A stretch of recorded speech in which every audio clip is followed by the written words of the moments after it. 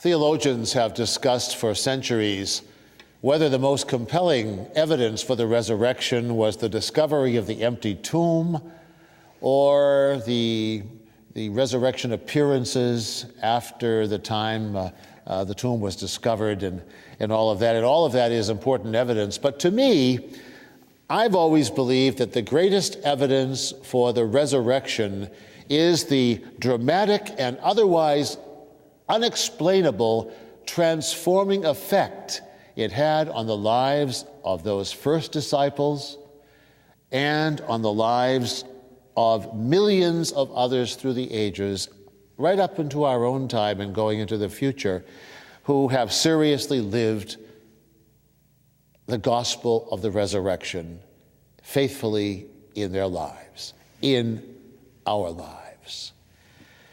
The Easter question to me every year is, will we let our encounter with the risen Lord this Easter Sunday affect our lives in powerful ways? Will we allow what happened at Easter and what continues to happen because of Easter change us and renew us and restore us, impact us, and send us forth about our Christian lives with new hope and new spiritual energy? The alternative to that renewal, of course, is morbid. It is the tomb. It is to stay in the tomb. It is, even in the midst of what we try to convince ourselves is life, not to be renewed in the resurrection of Christ, is really to settle with a kind of death. So let yourself be touched today by what it is that we know happened at the time of the resurrection. Take with you St. Paul's words to the community of Corinth that we just now heard in that second reading. Do you not know that a little yeast has its effect all through the dough? If you ever tried to bake bread as I have, you know what that means.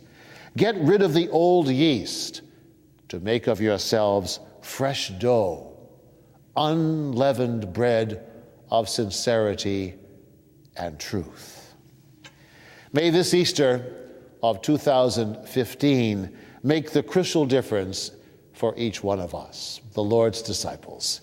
May we say that new and heartfelt yes, a grateful, hope-filled yes to the Lord that he so wants to hear from us, so that he can then rise up again in our hearts, and through us in our world, he can rise up in that world, transforming it into the place of justice and love, that place of peace and hope and joy, that place of respect for human life that is God's desire for all of his creation.